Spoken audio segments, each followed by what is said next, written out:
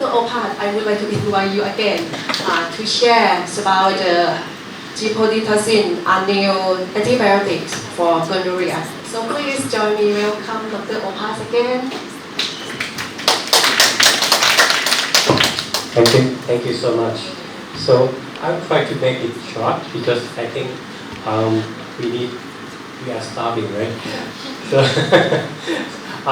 it's good to talk about the new option for the treatment for gonorrhea because now you have heard that we have very limited options for the treatment, especially in Thailand.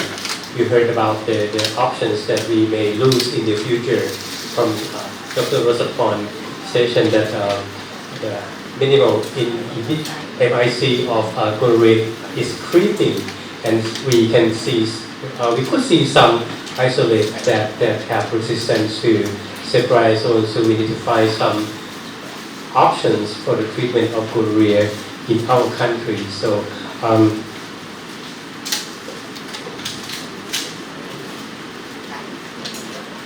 this slide shows that in the past, or right now, we have many options for the treatment of gonorrhea, but the bacteria have developed resistance to the current option or the past option very fast. We are losing our last resource for the treatment, and the burden of gonorrhea is very high, and the number of people with gonorrhea infection is rising. So we need to prepare for AMR in gonococcal infections.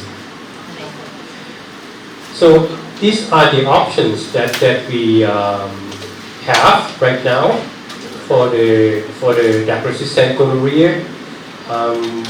We have information from some studies that look at the efficacy of aminoglycosides for drug-resistant gonorrhea, but this the information of aminoglycosides is really limited, and we do not recommend to use aminoglycoside in extragenital infections.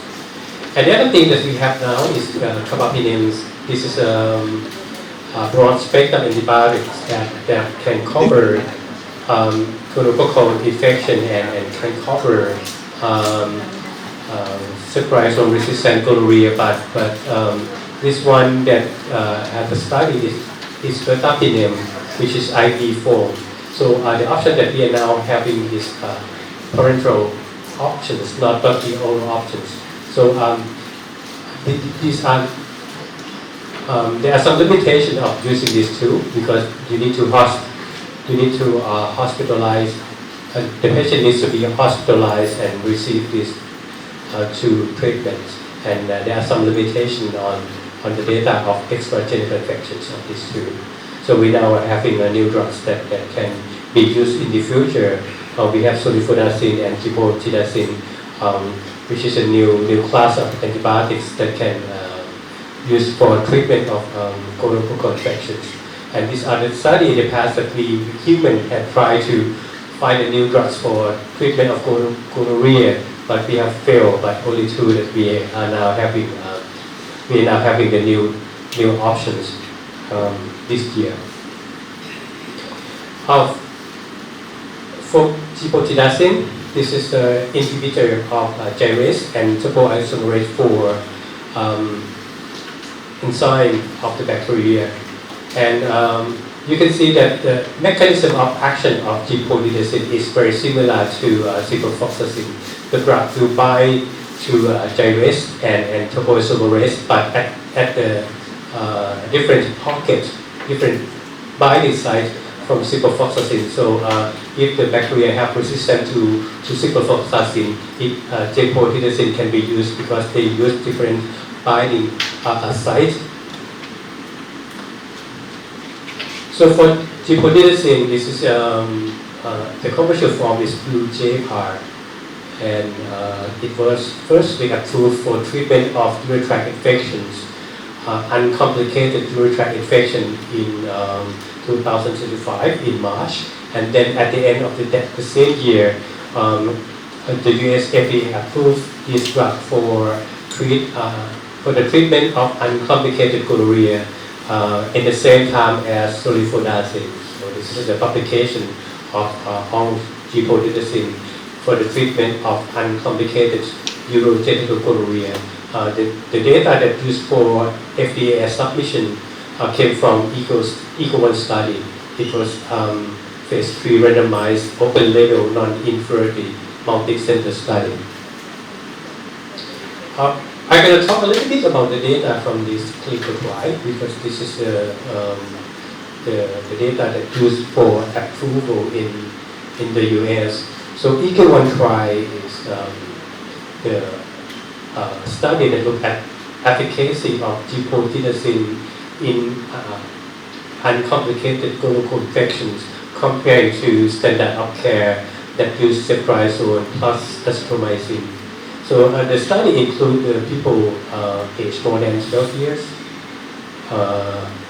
with the diagnosis of uncomplicated urogenital gonorrhea confirmed by NAT or culture, and then randomized to get gipotidacin oral, this is oral, or ceftriaxone plus azithromycin.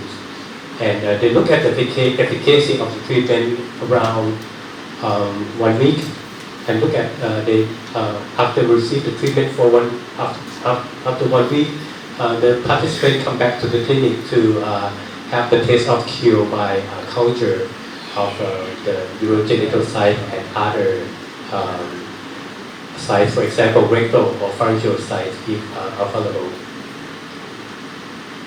So in summary, this trial include this screen can include a total of 600 individuals, and then when 400 individuals went to the final analysis by microbiology intensity debate. And this is a characteristic of the participant in this trial.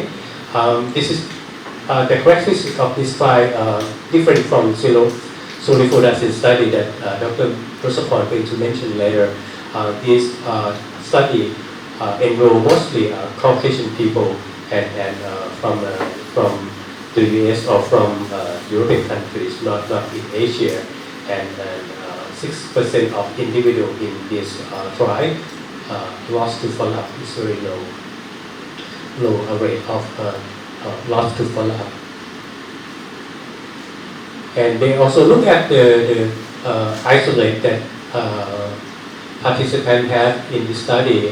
For gonococcal isolate, 50% of the isolate have resistance to ciprofloxacin, and around 20% or 20% have resistance to penicillin, and 25% have resistance to tetracycline. And when you look at efficacy at the test of cure, you can see that gipotidacin had comparable efficacy with standard care, in this case ceftriaxone plus azithromycin.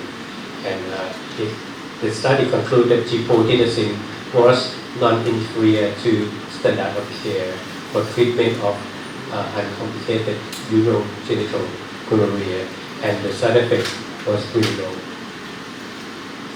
This table summarizes the clinical trial findings. For the efficacy of urogenital gonorrhea, the efficacy was 92%, and efficacy in pharyngeal gonorrhea was 75%, and rectal was 100%. However, these two sites of infection, the number of participants was very low, and you can see only the percentage that can be used for the reference. For the side effects, gipotidacin have diarrhea is a common side effect, but the prevalence is very low, and this is a summary of the finding from the ECO1 study. So I think that this is information that can be used for consideration of this treatment for uncomplicated gonococcal infection in our setting. I think soon we are going to have this option in Thailand, and we need to think about what type of patient we're going to use this for.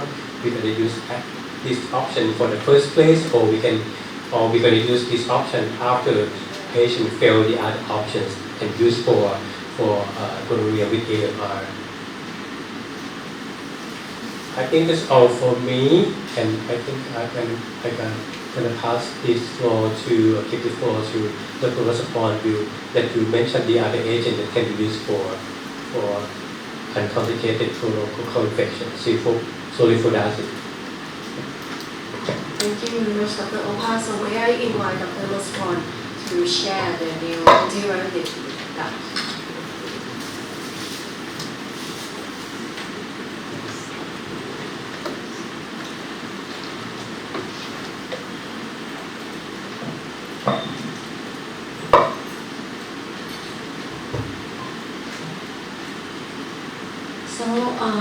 today I would like to share you the result of phase 3 solifluorescin study, a novel oral antibiotic for uncomplicated gonorrhea. So as we all know that antimicrobial resistance for Neisseria gonorrhea is rising globally, and the antibiotic pipeline for gonorrhea has been very limited. So this study is quite important to step forward. I would like to disclosure that I was a principal investigator at Bangladesh STI Center for this clinical trial, which is sponsored by GARP. So what is solifluorescin? Solifluorescin is first-in-class spiroperimidine triol oral antibiotic given as a single 3-gram dose. So why this medication is interesting? This medication is interesting because of its mechanisms. Solifluorescin target GRB subunit, which is different binding size from fluoroquinolone. In practical terms, this means it avoids cross reaction and also active remain against multi-drug resistant gonorrhea. So this is a phase 3 trial study as the largest clinical trial ever conducted for gonorrhea.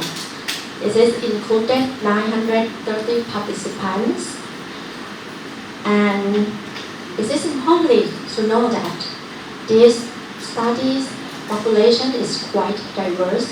Over 20% were people living with HIV, and also many participants involved in this study came from high burden settings such as South Africa and Thailand. So this implementation, it seems like the real world situations. So this study compares standard of care versus solifluorescins. For standard of care, we use ceftriaxone 500 mg with azithromycin 1 gram, while solifluorescin is a single oral dose 3 gram granule for suspensions. The advantage of solifluorescin is this is an oral medication, so no injection required. Potential to remove a healthcare delivery barrier, and also has no pre-existing cross resistance. The benefit of this align with the original goal for accessible STI treatment and control. For study design, so this study is randomized non-inferiority trial. Participants given either solifluorescin 3 gram oral dose or standard treatment. The primary endpoint is microbiological kill at test of kill around day 6. The non-inferiority margin was set at 12% according to the US FDA guidelines. The results show that solifluorescin achieved 91% compared to 96% in the comparator group. The difference was around 5%. The upper confidence interval is stable in the 12% margin. So this is overall, this is show that this is a non-inferiority was clearly demonstrated. When we look deeply to subgroup analysis, the results were consistent, efficacy similar among male and female HIV status positive and HIV status negative, and even resistant strain. So these data support the broad applicability across key population. At extragenital site, pharyngeal infection, its cure rate show on the sulfidazine arm around 79% compared to with the rectal site infection that sulfidazine arm show 87% for the cure rate. Although not statistically powered for extragenital non-inferiority, sulfidazine demonstrated remarkably similar microbiological cure to standard treatment at both rectal and pharyngeal sites. For safety, most events were mild to moderate GI side effects. Overall incidents are similar in both groups, sulfidazine and comparator group. Importantly, there is no serious adverse effect or even death report. Neutropenia was found in this study. However, these occur strongly associated with Black African American participants with odds ratio 109 and also the male sex. So in this study, have done whole genome sequencing. The whole genome sequencing result of pair-based line and test of kill isolate confirm a lack of resistance development during the treatment cycle. So this means that sulfidazine will be a good drug in the future. In conclusion, this is the study of large well-conducted global phase 3 trial. The results show non-inferiority of sulfidazine demonstrated for microbiological kill at test of kill at urogenital sites and high microbiological kill rates observed at both urogenital and extragenital sites of infection. For safety, single oral 3 gram dose of sulfidazine is generally well tolerated with a safety profile comparable to standard of care. In case if you would like to read more information, this is already published in Lancet, and also as Dr. Opa says, this is already passed the FDA approved. So this is my last slide. I would like to acknowledgement sulfidazine phase 3 trial group for participants, sulfidazine trial investigator, cyclists that support the Thai sites, clinical trial, and also lastly, sponsored by GAPI. Thank you very much.